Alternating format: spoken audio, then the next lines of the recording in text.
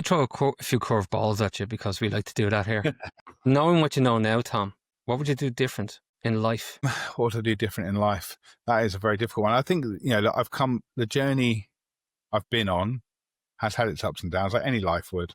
But if I could remember winning a lottery ticket and go back in time and do that, then I'd do that, because that'd be nice, because I'd be able to fund this nice and easily and give it to everyone for free. But but yeah, I don't think I'd change anything. I've got 2 lovely boys. I live in a lovely part of the world. I've got a lovely family. I'm doing something that means something to me. My mission is my purpose, and I don't think I would change anything, really, because I'm here where I am now. Knowing what you know now, what would you do different? Oh, I ask myself all the time, mate, what would I do different? I say what I do different, but I wouldn't do anything different. I wouldn't. You wouldn't change anything? I wouldn't change, no. I wish I wasn't me sometimes. I wish I was some of my mates. Some of my mates have had a lot happier life than me, but I wouldn't. But then sometimes, it's the wins. It's when I did something 2 weeks ago, I should be extremely proud of it. Knowing what you know now, Andy, what would you do different? With the build network or my career on the tools? In general, in life. In life, the first thing I would do is you've got to be happy inside yourself before you can do anything. If it's emotionally, financially, physically, if you're not right internally, you will never do anything properly. Anything. Yeah. You'll get in the wrong relationships. You end up with the wrong job. You might end up getting an addiction that we talked about earlier. So that's saying and with that, surround yourself with the right people. And as I've said, I haven't got family. Even if my inverted comma parents, who I don't think they are, even if I was still in touch with them, wouldn't want to know them. They're not pleasant people. But the friends I've got around me and my partner, you cannot buy that. You can't buy that. So I think the good people you have around you, you start to then attract other good people. And I'm very much a believer in, sort of alternative and holistic ways of living. Yeah. Listen, it's vibrations, it's positivity. If you walk into a pub and you just feel it's going to go off, you know what I mean? You've been into these rough pubs. Any minute, someone's getting launched across that bar, pint glass is going to start going, because it's the energy, it's the vibrations. Yeah. Now, anyone, unless you want a row on a Friday night, you're going to leave.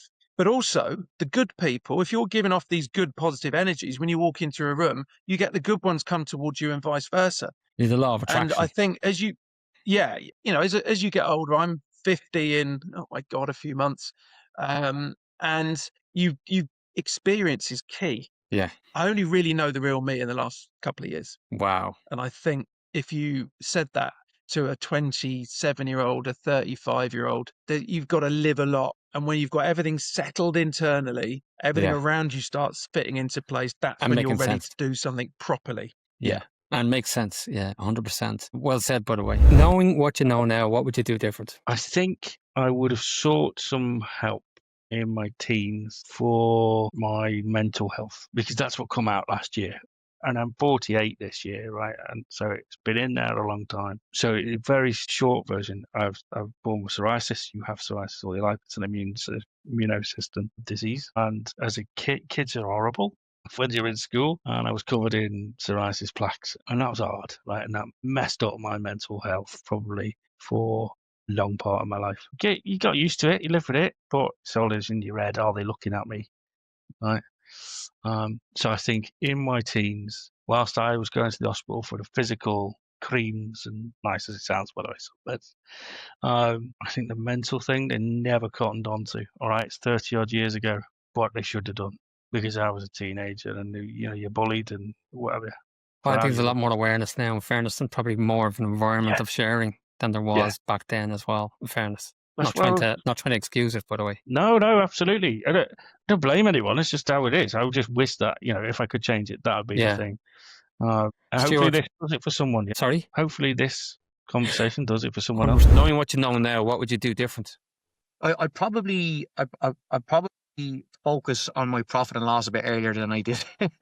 I've been constructing a long time and I'm doing okay for myself. Been doing a lot better for myself if I had a bit more aware of, I suppose, look, come here, it's probably something that I've probably been hard on myself there. I wanted to get an awful lot in my terms of projects that I worked on that were really nice jobs to be involved in, and I got a huge amount of training, and I suppose I'm into a very strong situation now where I have conservation experience, and I've got a very good variety of construction that I can do. But there were moments when I probably could, but I decided to go maybe the route of working on something that, I don't know, I probably enjoyed more than another job. And Yeah. my bank account would tell me I should have done the profit thing, and my wife would probably tell me the same thing. But you know, at the same time, I've done a lot to really. I can resonate with that, because I was very similar to yourself, and I used it as the education of life. Yeah. I put it down as that was my university, Yeah. and so long as it didn't put my family at risk, that's obviously the main thing. Hello, gaffers. Hope you're enjoying the podcast. We love